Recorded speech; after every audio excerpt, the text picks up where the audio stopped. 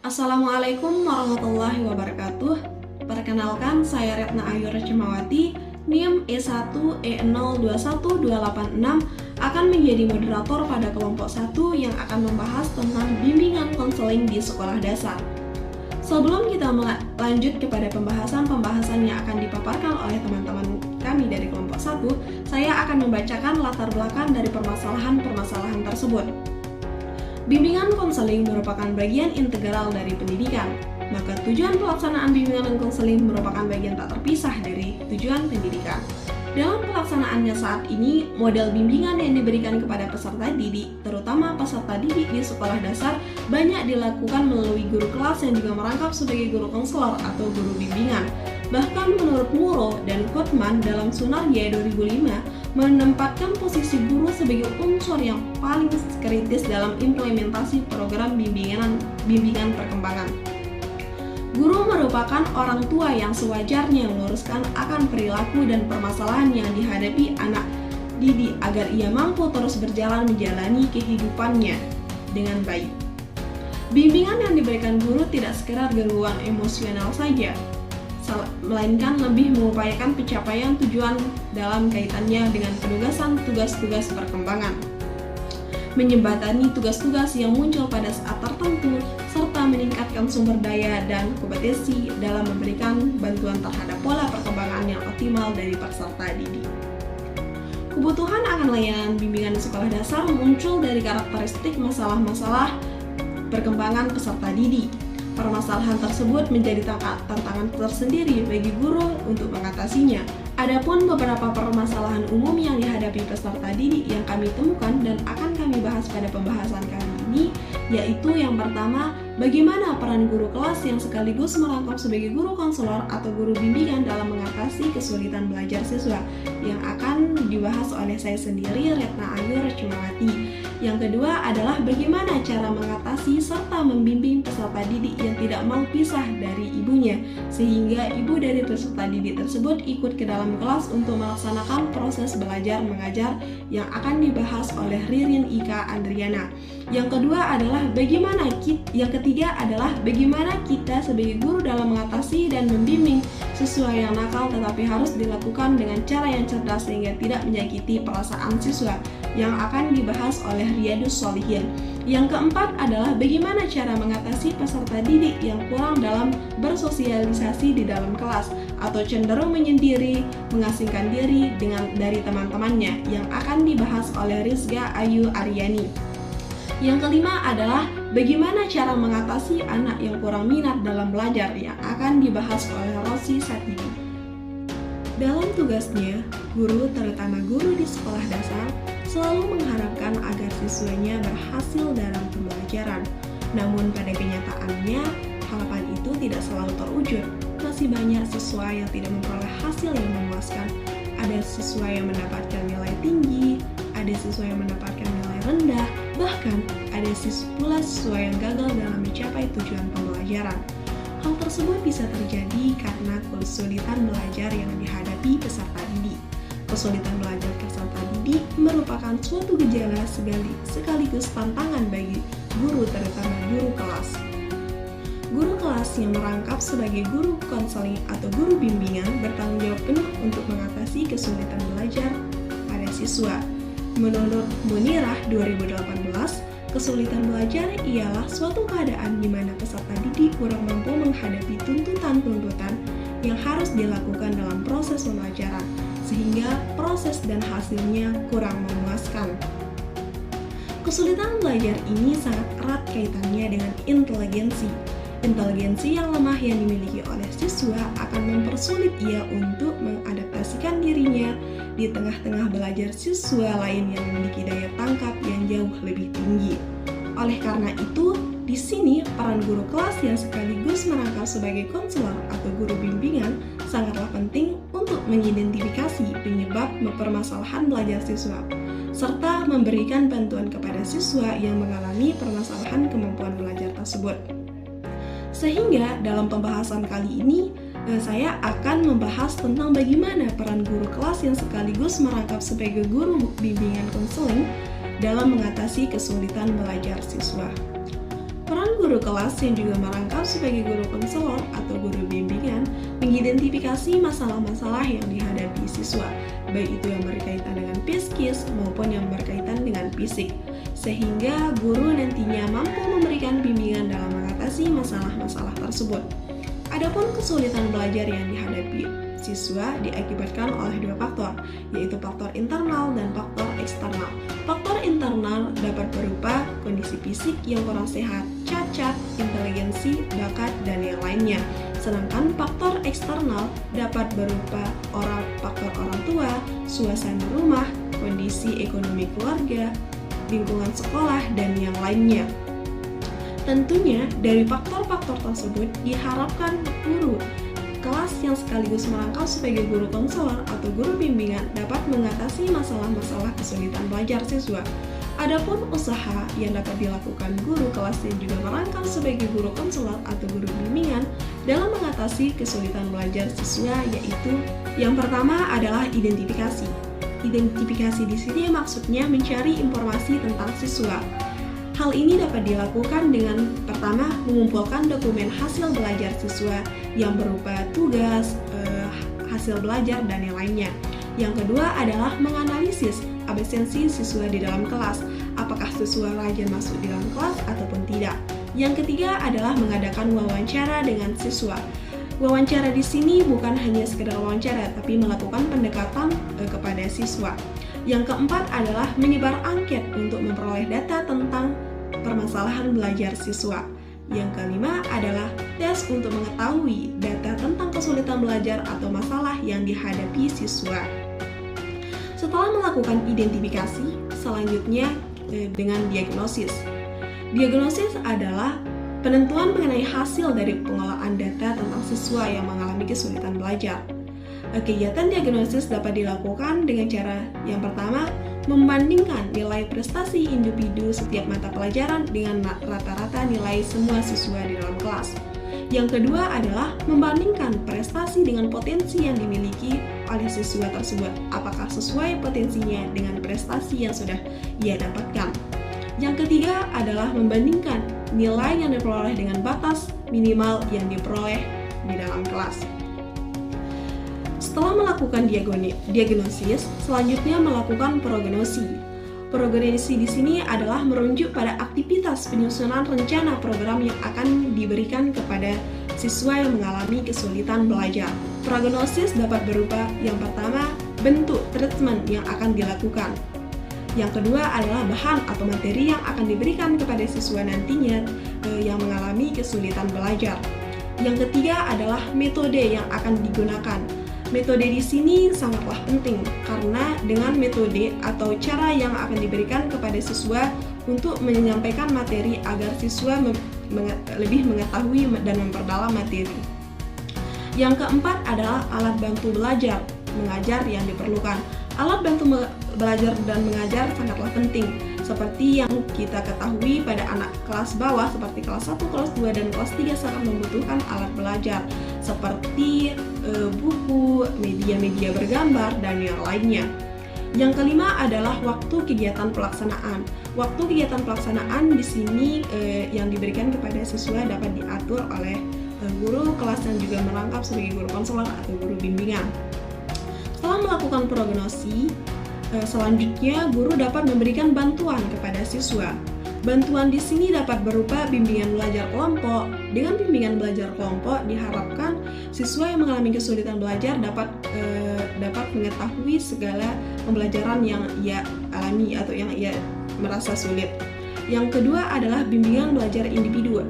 Di sini guru dapat memberikan bimbingan belajar individu misalnya kepada siswa yang mengalami kesulitan belajar. Ketika teman-temannya melakukan diskusi, guru memberikan bimbingan khusus kepada suatu individu yang mengalami kesulitan belajar. Selanjutnya, ideal. Siswa yang masih memiliki nilai di bawah rata-rata dapat diberikan tugas berupa remedial agar siswa dapat memiliki nilai yang lebih tinggi dari nilai sebelumnya. Yang keempat adalah memberikan bimbingan pribadi. Tapi bimbingan pribadi di sini merujuk kepada bimbingan yang diberikan kepada siswa, namun tidak dilakukan di depan teman-temannya atau dilakukan di lain tempat supaya teman-temannya tidak mengetahui dan siswanya tidak merasa malu. Dan yang terakhir adalah alih tangan kasus.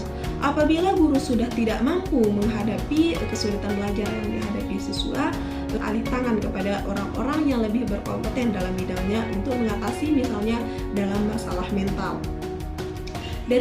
Dari pemaparan tadi dapat disimpulkan bahwa peran guru dalam mengatasi pembelajaran siswa itu sangatlah penting. Guru dapat melakukan identifikasi, yang kedua adalah diagnosis. Setelah melakukan diagnosis, guru dapat melakukan prognosis dan yang selanjutnya adalah dapat memberikan bimbingan kepada siswa. Latar belakang. Bimbingan konseling merupakan upaya guru untuk membantu siswa dalam menghadapi permasalahan yang terjadi pada siswa. Bimbingan konseling di sekolah sangat dibutuhkan untuk membantu permasalahan-permasalahan di sekolah dan lingkungannya. Bimbingan konseling memiliki fungsi untuk mengarahkan dan membimbing siswa pada pendidikan yang baik, bertanggung jawab, dan bersedia mengambil sikap. Dalam layanan bimbingan dan konseling, guru diharapkan dapat membantu peserta didik dalam memahami diri, menerima diri dengan segala kekuatan dan kelemahannya, serta memberi arahan terhadap perkembangan peserta didik. Tidak hanya untuk peserta didik yang mengalami masalah saja, akan tetapi berlaku untuk seluruh peserta didik. Bimbingan sangat penting dilakukan di lembaga-lembaga pendidikan. Bimbingan diartikan sebagai suatu proses pemberian bantuan yang terus-menerus dan sistematis dari pembimbing kepada yang dibimbing agar pemahaman diri, penerimaan diri, pengarahan diri, dan perwujudan diri dalam mencapai tingkat perkembangan serta penyelesaian diri yang optimal. Pertanyaannya, sebagai seorang guru, bagaimana cara mengatasi serta membimbing peserta didik yang tidak mau ditinggal oleh ibunya sehingga ibu dari peserta didik tersebut ikut ke dalam kelas untuk merasakan proses belajar mengajar? Di sini, peran orang tua sangat penting dalam mengatasi hal tersebut. Guru dan orang tua harus bekerja sama untuk membimbing anak tersebut agar bisa mandiri di luar rumah termasuk di sekolah. Seorang guru juga harus memberikan perhatian khusus untuk peserta didik yang seperti itu serta membiarkan ibunya ikut proses belajar mengajar sementara waktu sampai peserta didik tersebut berani untuk ditinggal. Adapun tips yang dapat dilakukan oleh orang tua untuk mengatasi hal tersebut, yang pertama, menunjukkan rasa empati. Berikan empati pada anak dengan cara mendengarkan keluh kesah yang mereka hadapi selama bersekolah dengan segala kekhawatiran yang mungkin dialami agar jangan memarahi langsung. Pada dasarnya, anak yang merasa takut ditinggal sendiri di sekolah pasti memiliki alasan tersendiri. Oleh karena itu, dengarkan terlebih dahulu alasan mereka dan tetap berikan perhatian dan kasih sayang pada anak. Kemudian yang kedua, memberi afirmasi. Selain memberikan empati pada anak, memberikan pemahaman positif tentang sekolah juga diperlukan agar anak tidak lagi merasa takut dengan kehidupan di sekolah maupun di lingkungan barunya. Misalnya dengan mengatakan pada mereka bahwa di sekolah ia bisa mempunyai banyak teman bermain dan bisa melakukan aktivitas seru seperti olahraga dan kegiatan ekstrakurikuler. Pastikan anak memberikan pemahaman bahwa sekolah adalah tempat yang menyenangkan agar ia betah dan mau beraktivitas di dalam sekolah. Selanjutnya yang ketiga, beri pujian. Langkah berikutnya, Anda bisa memberi pujian atau reward jika anak sudah mau ditinggal di sekolah tanpa ada drama di pagi hari. Anda bisa memberi anak pujian serta pelukan kasih sayang, atau Anda juga bisa membuat makanan favorit untuk disantapnya setelah pulang sekolah. Jadi, kesimpulannya itu, bimbingan dan konseling wajib diberikan oleh seorang guru kepada peserta didik, akan tetapi bukan hanya yang bermasalah saja, namun untuk seluruh peserta didiknya. Bimbingan perlu dilakukan agar peserta didik tersebut terbuka pikirannya sehingga dapat mengatasi permasalahan yang dialaminya, baik itu bersifat individu maupun kelompok. Perkenalkan, saya Riyadus Solihin. Di sini saya akan menjelaskan tentang upaya-upaya yang dilakukan guru dalam mengatasi dan membimbing siswa yang nakal di kelas. Baiklah, pertama-tama saya akan menjelaskan latar belakang. Menjadi seorang guru tidak cukup hanya dengan mentransfer pengetahuan terkait pelajaran yang diampu saja. Selain mengajar, guru juga harus mendidik dan membimbing siswa-siswanya supaya memiliki akhlak yang terpuji. Tidak mudah memang, guru terkadang membutuhkan waktu dan tenaga ekstra untuk menghadapi bermacam-macam karakter siswa. Ada siswa yang patuh, ada yang pendiam, biasa-biasa saja, pemberontak, bahkan pembuat masalah. Siswa-siswa yang sering bermasalah dengan teman tidak patuh pada peraturan, dan suka melawan ini sering menjadi sumber keresahan para guru. Akibat yang ditimbulkan oleh siswa yang bermasalah ini tidak hanya berimbas pada hubungan antar siswa saja, tetapi juga mempengaruhi kondisi kelas saat proses belajar mengajar terjadi.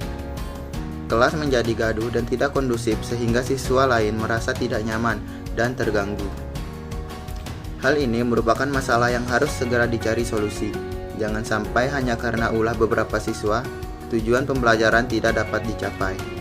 Dalam mendidik anak, guru sangat tidak dianjurkan untuk memberi label pada siswa. Misalnya menyebut anak nakal, anak bandel, apalagi anak pembangkang. Guru sebagai pengganti orang tua di sekolah wajib turut serta berkontribusi dalam membentuk karakter siswa supaya menjadi lebih baik. Nah, dalam pembahasan kali ini, bagaimana kita sebagai guru dalam mengatasi dan membimbing siswa yang nakal, tetapi harus dilakukan dengan cara yang cerdas sehingga tidak menyakiti perasaan siswa. Ada beberapa upaya yang harus dilakukan oleh guru. Di antaranya, yang pertama, menjadi pendengar yang baik. Cara menghadapi anak yang keras kepala dan pemarah tidak boleh dengan cara yang keras atau marah-marah. Justru pada saat seperti ini, guru harus menjaga perasaan anak supaya tetap tenang dan tidak terbawa emosi. Banyak kasus kenakalan siswa di kelas terjadi hanya karena siswa tersebut ingin mendapat perhatian. Sayangnya, cara untuk menarik perhatian baik dari guru maupun teman-temannya kurang tepat. Kita sebagai guru harus mencoba sisihkan waktu untuk mendengarkan keluhan-keluhan mereka. Dengan cara seperti ini, guru dapat mengetahui apa kebutuhan siswa tersebut dan juga penyebab-penyebab yang membuat siswa membuat masalah di kelas. Yang kedua, yaitu pendekatan pribadi kepada siswa. Guru merupakan garda terdepan yang selalu berhubungan dan berinteraksi dengan para siswa. Hal ini membuat guru harus memiliki kemampuan membaca atau mengidentifikasi tanda-tanda yang ditunjukkan siswa di kelas. Guru juga harus mampu menangkap hal-hal luar biasa yang ditunjukkan dari gelagat atau tindak tanduk siswa selama berada di sekolah. Siswa yang dianggap nakal, bandel, atau bermasalah sebenarnya memiliki masalah di rumah, lingkungan, dan sekitarnya yang tidak dapat mereka selesaikan. Hal ini sering membuat mereka merasa depresi, hampa, tidak berguna, bahkan ada yang sampai berniat mengakhiri hidupnya. Cara menasihati anak yang keras kepala seperti ini, guru dapat menggunakan pendekatan pribadi terhadap siswa tersebut supaya mereka mau terbuka dan menyampaikan masalahnya. Beri perhatian supaya siswa-siswa ini tidak merasa tersendiri. Jika mereka merasa aman, dekat, dan percaya dengan guru, tidak akan sulit menumpukan pokok permasalahan dan cara menyelesaikannya. Hal ini membutuhkan kesabaran dan ketulusan dari seorang guru. Yang ketiga, kolaborasi dan koordinasi. Seringkali informasi dari siswa yang bermasalah ini tidak cukup dijadikan pijakan untuk mencari jalan keluar. Guru terkadang harus menggali informasi tidak hanya dengan guru lain yang mengajar siswa tersebut, tetapi juga dari teman dan orang tua juga. Hal ini sedikit riskan karena jangan sampai siswa yang sedang kita tangani merasa aibnya diumbar dan ia menjadi menarik diri karena kehilangan kepercayaan pada guru. Gunakan cara yang baik yang tidak menyudutkan sehingga orang tua, guru, teman, atau pihak yang sedang diwawancarai tidak memiliki pikiran negatif terhadap siswa tersebut. Koordinasi dengan orang tua sangat penting karena siswa memiliki waktu lebih banyak bersama keluarga. Informasikan perkembangan sekecil apapun sehingga orang tua juga dapat memberikan apresiasi pada anaknya. Dengan koordinasi dan kolaborasi yang baik dengan banyak pihak, maka permasalahan siswa dapat segera terpecahkan. Yang keempat, ubah cara menegur atau menasihati. Anak yang suka melawan orang tua biasanya terbawa sampai ke sekolah. Dari banyak kasus seperti ini diketahui siswa-siswa suka memberontak, biasanya ingin diperhatikan atau menyembunyikan perasaan insecure karena diremehkan atau merasa dipandang sebelah mata. Cara menasihati anak yang keras kepala tidak boleh membuat anak merasa makin terpojok. Lakukan dengan lemah lembut dan tunjukkan bahwa guru mengakui keberadaan dan menghargai mereka. Beri kesan tegas, bukan galak. Sampaikan dengan kalimat-kalimat positif dan tunjukkan bahwa guru tidak melabeli mereka sebagai anak bandel atau nakal. Gunakan sudut pandang siswa dalam melihat permasalahan. Kalau perlu, beritahu siswa bahwa guru mengerti apa yang mereka rasakan karena juga pernah mengalami masa remaja. Berikan contoh cara menghormati guru di sekolah, teman-teman dan juga orang tua di rumah. Diharapkan siswa akan merasa tersentuh secara perlahan, akan memahami bagaimana harus bersikap terhadap orang-orang di sekelilingnya. Yang terakhir, yang kelima, yaitu beri kepercayaan terhadap anak. Cara lain untuk mengatasi anak yang ngeyel, suka melawan adalah dengan memberikan siswa tersebut sebuah tanggung jawab dan tunjukkan bahwa guru pernah percaya padanya. Bentuk tanggung jawab yang diberikan tidak harus dalam bentuk menjadi ketua kelas. Guru dapat memulai dari hal-hal kecil seperti meminta bantuannya membawakan buku-buku ke ruang guru, menjadikan ia pemimpin dalam kelompok, dan sebagainya. Jangan lupa memberikan apresiasi atau pujian ketika ia melakukan tanggung jawabnya dengan baik, dan memberikan motivasi ketika mengalami kesulitan. Hal-hal seperti ini membuat mereka merasa lebih percaya diri. Kebutuhan mereka akan pengakuan akan eksistensi juga akan terpenuhi, sehingga siswa tidak perlu mencari bentuk-bentuk perhatian dengan cara-cara yang kurang baik. Kesimpulannya yaitu cara seorang guru dalam mengatasi dan membimbing siswa yang suka lama lawan di kelas tentu harus dilakukan dengan cara-cara yang cerdas sehingga tidak menyakiti perasaan siswa. Cara-cara yang telah dibahas memerlukan komitmen penuh dan introspeksi. Guru jangan segan-segan melakukan refleksi dengan melihat lagi ke dalam diri. Bagaimana cara berkomunikasi, cara mengajar, dan lain sebagainya. Pastikan apa siswa merasa nyaman atau aman saat berada di sekolah. Demikian yang dapat saya sampaikan. Terima kasih. Saya Rizka Ayu Aryani dengan NIM I1I021290 akan menjelaskan bagian saya. Latar belakang. Di lingkungan sekolah, bimbingan merupakan usaha sadar yang bertujuan untuk mengembangkan kepribadian dan potensi-potensi siswa, yaitu bakat, minat, dan kemampuannya.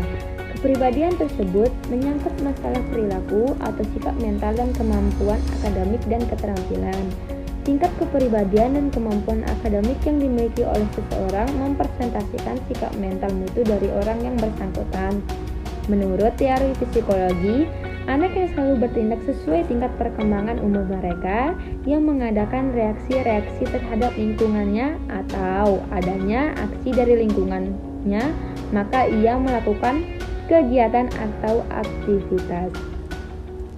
Berdasarkan teori tersebut, maka aspek lingkungannya adalah memiliki kontribusi yang cukup besar dalam menentukan atau membentuk perilaku, sehingga dapat dikatakan bahwa anak dapat menjadi baik atau buruk, terbuka atau tertutup, ceria atau murung, dan lain sebagainya.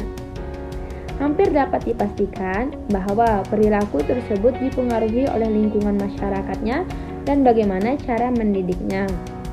Memang patut diakui bahwa ada beberapa hal yang agak menyulitkan para pendidik atau orang tua untuk menentukan cara atau metode yang dapat mengembangkan segala potensi dalam diri anak, yang antara lain adalah bagaimana mengatasi anak yang memiliki kepribadian yang tertutup atau dalam ilmu psikologi disebut dengan introvert. Oleh karena itu, di dalam proses bimbingan dan konseling, maka guru pembimbing atau konselor harus memiliki strategi yang tepat untuk mengatasi siswa yang memiliki karakter atau kepribadian tertutup introvert. Siswa dapat belajar secara efektif dan efisien untuk memahami dirinya untuk mencapai tujuan yang diharapkan. Salah satu langkah untuk memiliki strategi itu ialah harus menguasai teknik-teknik dan teori-teori bimbingan konseling dengan baik.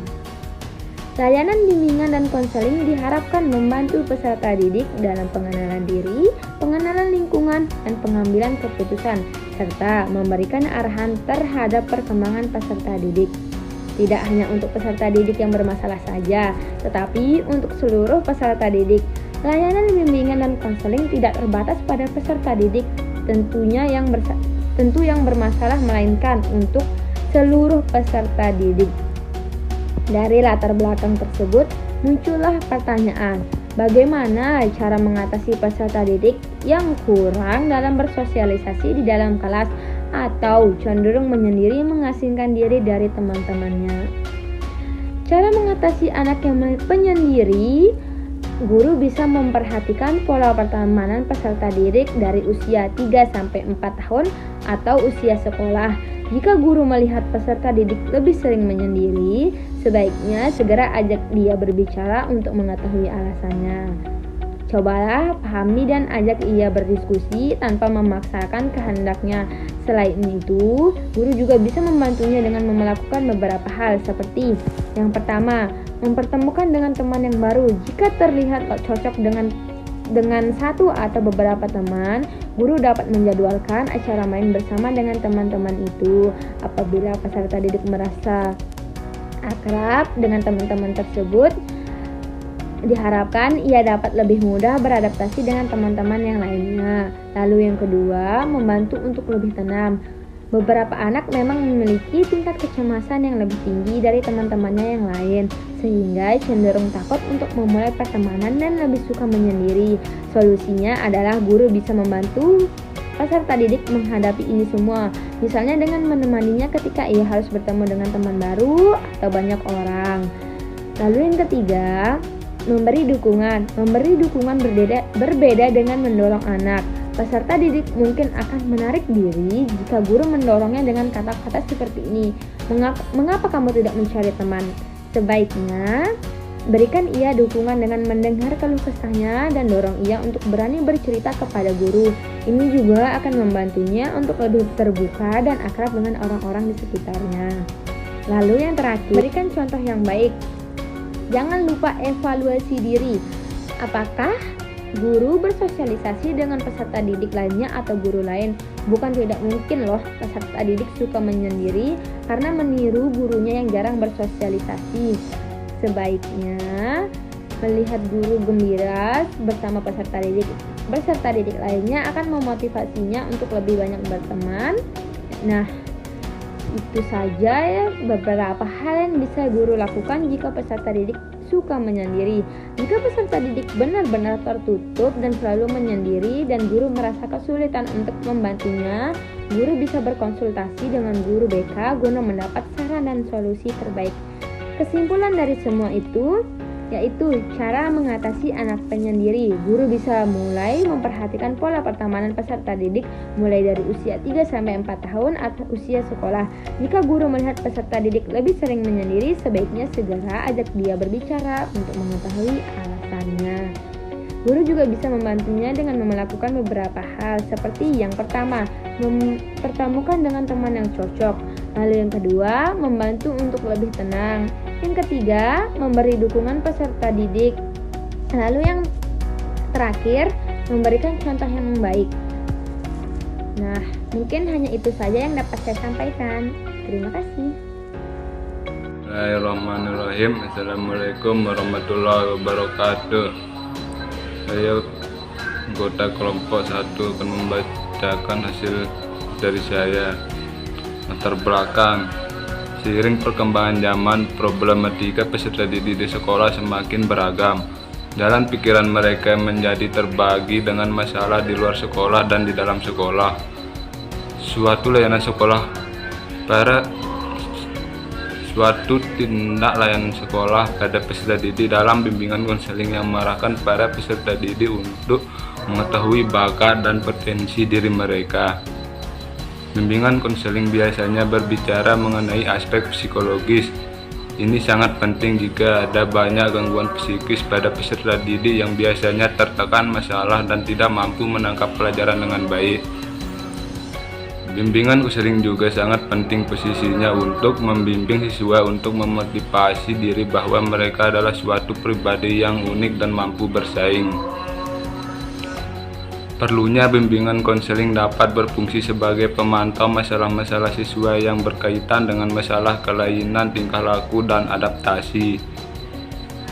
Sulitnya salah satu siswa untuk bergaul dan cenderung mengasingkan diri dari teman-temannya. Bimbingan dan konseling merupakan salah satu komponen dalam keseluruhan sistem pendidikan, khususnya di sekolah. Guru merupakan salah satu pendukung unsur pelaksana pendidikan yang mempunyai tanggung jawab sebagai pendukung pelaksana layanan bimbingan pendidikan di sekolah. Dituntut untuk memiliki wawasan yang memadai terhadap konsep-konsep dasar bimbingan dan konseling di sekolah. Peserta didik tidak hanya memerlukan materi pelajaran sekolah, materi bimbingan konseling pun perlu karena masalahnya sendiri. Tetapi tidak sedikit juga orang yang memerlukan bantuan orang lain untuk menyelesaikan masalah. Jadi apabila peserta didik tetap dibiarkan memiliki masalah tanpa dibantu, bagaimana mungkin peserta didik bisa berkonsentrasi untuk memahami atau berpikir mengenai pelajarannya kalau ia masih punya beban pikiran yang lain? Maka dari itu bimbingan konseling dan konseling biasa di sekolah sangatlah diperlukan. Permasalahan: bagaimana cara mengatasi anak kurang minat belajar? Solusinya adalah 1. Berikan siswa untuk mengambil keputusan serta kontrol. Saat sebuah instruksi dari guru menjadi sesuatu yang penting dalam menjaga motivasi dan belajar siswa. Memberikan kesempatan pada siswa untuk memilih beberapa pilihan dan kontrol terhadap apa yang terjadi di kelas sebenarnya adalah salah satu cara terbaik yang bisa guru lakukan agar siswa terlibat dalam pembelajaran. Contohnya, memberikan kesempatan kepada siswa untuk memilih jenis tes apa yang diharapkan atau juga materi jenis apa yang dipelajari saat pembelajaran. 2. Memberikan sebuah instruksi yang jelas. Murid akan teramat sangat frustasi jika diberikan tugas yang tidak ada kejelasan dan yang diberikannya tersebut. Mereka akan semakin surut motivasi dalam belajarnya yang dikarenakan terhadap tugas yang diberikan. Setiap awal tahun, sebisa mungkin guru untuk memberikan instruksi, peraturan dan harapan kepada siswa secara agar kedepannya siswa paham dengan maksud dan tujuan gurunya. 3. Ciptakan lingkungan kelas bebas ancaman. Terkadang ada guru yang sangat menekankan sebuah konsekuensi apabila ada siswa yang melanggar. Guru tersebut terus saja mengingat dan mengulang-ulang pembahasan ini setiap pertemuan. Tentu ini akan menjadi image negatif siswa terhadap gurunya. Mereka akan beranggapan bahwa gurunya tersebut sudah tidak pernah lagi percaya kepada mereka. Padahal daripada membahas hal ini secara terus-menerus, yang mana akan membuat diri siswa selalu dalam keadaan terancam. Lebih baik memberikan motivasi dengan memberikan kepercayaan kepada siswa. Ketika guru membuat sebuah lingkungan. Yang keempat, ubah suasana belajar. Kelas merupakan tempat yang bagus untuk belajar, namun jika dilakukan terlalu sering akan menimbulkan perasaan bosan pada diri siswa. Untuk menghindari hal ini dan juga untuk meningkatkan ketertarikan siswa dalam mempelajari suatu materi, berikan kesempatan kepada siswa untuk belajar di luar kelas. Guru bisa melakukannya dengan membuat suatu kunjungan lapangan, mendatangkan pembicara, atau bahkan berkunjung ke suatu sekolah untuk melakukan suatu penelitian. Hal ini akan menjadi otak siswa fresh dan hal-hal baru yang didapatkan akan menjadikan siswa semakin termotivasi untuk belajar. Kesimpulannya adalah dalam belajar diperlukan suatu pemusatan perhatian agar apa yang dipelajari dapat dipahami, sehingga siswa dapat melakukan sesuatu yang sebelumnya tidak dapat dilakukan, meliputi seluruh pribadi siswa, baik kognitif, psikomotor maupun efektif.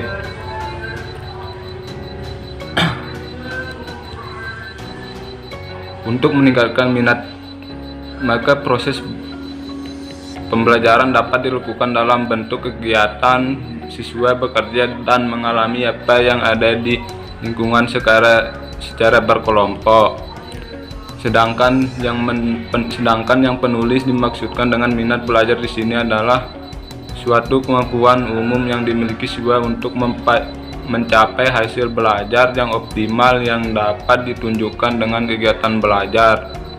Minat sangat besar pengaruhnya terhadap hasil belajar, karena apabila bahan pelajaran yang dipelajari tidak sesuai dengan minat, siswa tidak akan belajar dengan baik sebab tidak menarik baginya.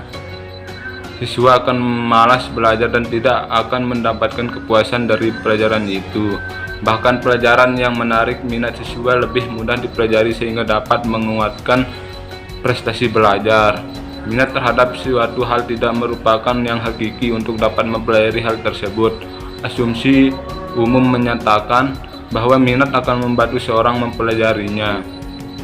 Membangkitkan minat terhadap sesuatu pada dasarnya adalah membantu siswa melihat bagaimana hubungan antara materi yang diharapkan untuk dipelajari dengan diri sendiri sebagai individu. Sekian dari saya. Assalamualaikum warahmatullahi wabarakatuh. Jadi kesimpulannya itu, mencermati karakteristik bimbingan dan konseling di sekolah dasar, tergambar bahwa intervensi layanan bimbingan di sekolah dasar lebih banyak dilakukan melalui guru kelas yang merangkap sebagai guru konseling atau guru bimbingan. Namun pada penerapannya, guru juga perlu bekerja sama dengan orang tua untuk keberhasilan peserta didik. Guru kelas memiliki peranan strategis dalam pelaksanaan layanan bimbingan di sekolah dasar karena guru kelas berpotensi memiliki hubungan yang dekat dan baik dengan siswanya. Guru kelas merupakan garda terdepan dalam mengidentifikasi kebutuhan peserta didik, penasihat utama bagi peserta didik, dan rekayasa nuansa belajar yang mempribadi. Guru yang memonitor peserta didik dalam belajar untuk keberhasilan peserta didik. Permasalahan-permasalahan yang dihadapi siswa dalam melaksanakan tugas perkembangannya akan lebih mudah jika guru kelas yang merangkap sebagai guru konseling atau guru bimbingan ikut andil dalam menyelesaikan tugas-tugas perkembangan tersebut. Dengan demikian, peran guru kelas yang merangkap sebagai konselor atau guru pembimbing sesungguhnya akan tumbuh subur jika guru menguasai karakteristik dan mengetahui kebutuhan setiap siswa. Baik, mungkin hanya itu dari kami. Kurang lebihnya mohon maaf. Sekian, wassalamualaikum warahmatullahi wabarakatuh.